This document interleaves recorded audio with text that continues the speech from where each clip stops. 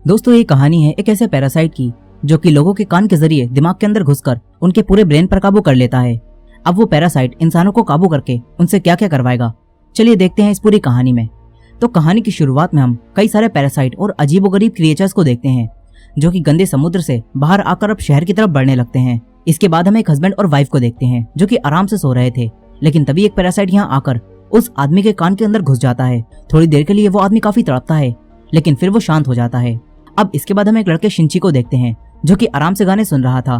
तभी यहाँ एक और पैरासाइट आकर उसके कान में घुसने की कोशिश करता है, लेकिन शिंची ने ईयरफोन लगा रखे थे, इसीलिए अब वो पैरासाइट नाक के जरिए अंदर जाने लगता है। तभी शिंची उसे देखकर उसे दूर फेंक देता है।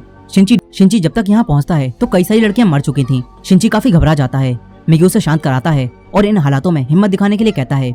शिंची दोबारा उठकर सातोमी को बचाने जाता है। सातोमी शिमाडा से बचकर भाग रही थी। शिमाडा बिल्कुल एक जापानीज डेमोगोर्गन लग रहा था। शिंची आकर इस जापानीज डेमोगोर्गन को एक धक्का देता है और उससे फाइट करने लगता है। तभी यहाँ तामिया भी आ जाती है और वो शिमाडा को शांत होने के लिए कहती है।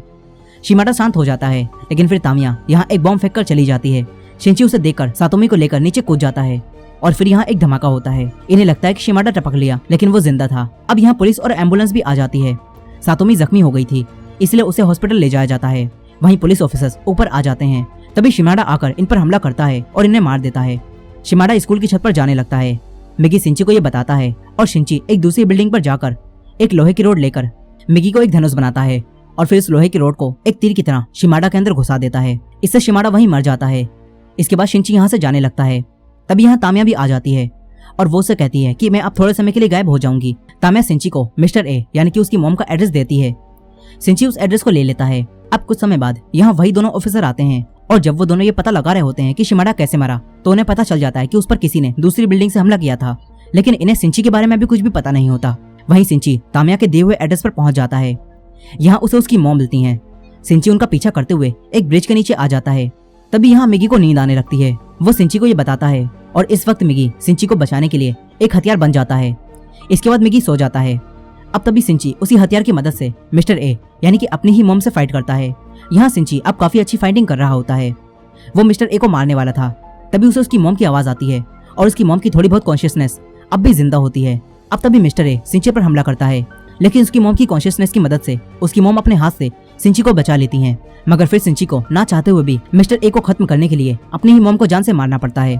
अब थोड़ी देर बाद मिगी जब जाग जाता है तो शिंची मिगी को ये सब बताता है। अब इसके बाद हम उसी पैरासाइट पॉलिटिशियन को देखते हैं और उसकी पार्टी ने अब इलेक्शन जीत लिया होता है। इससे वो पैरासाइट अब एक ऊंची पोस्ट पर बैठ जाता है, लेकिन इसी दौरान उन्हीं दोनों पुलिस ऑफिसर्स को हेडक्वार्टर बुलाया जाता है और एक दूसरी टीम का चीफ इनसे पैरासाइट के बारे में सारी इन्फॉर्मेशन ले लेता है, क्योंकि अब इंसानों को ये पता चल चुका है कि पैरासाइट्स इनके बीच छुपकर रह रहे हैं और इसीलिए इंसानों को बचाने के लिए ये लोग एक ऑपरेशन चलाने वाले हैं जिसका नाम है ह्यूमन लाइफ प्रोडक्शन। अब इसके बाद हम उसी पॉलिटिशियन को देखते हैं जो कि तामिया के पास जाता है और इन दोनों के साथ अब एक काफी खतरनाक पैरासाइट भी होता है जिसका नाम गोटू होता है।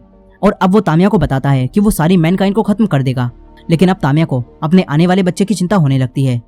वहीं दूसरी तरफ शिंची हॉस्पिटल में सातोमी से मिलने जाता है और डिसाइड करता है कि वो अब सारे पैरासाइट को ढूंढकर उन्हें जान से मार देगा। इसी दौरान हम देखते हैं कि कोई शिंची पर नजर रख रहा है। वो शिंची और मिगी की एक साथ फोटो लेता है और इसी एंडिंग के साथ ये कहानी यहीं खत्म हो जाती है। दोस्तों ये कहानी अभी अधूरी है, लेकिन अगर आपको इसका सेकंड पार्ट भी देखना है तो इस वीडियो को लाइक करके कमेंट में नेक्स्ट पार्ट जरूर लिखिएगा। और ये वीडियो पसंद आई हो तो वीडियो को लाइक करके हमारे चैनल वॉच मिस्ट्रीज हिंदी को सब्सक्राइब कर लीजिए। मिलते हैं नेक्स्ट वीडियो में।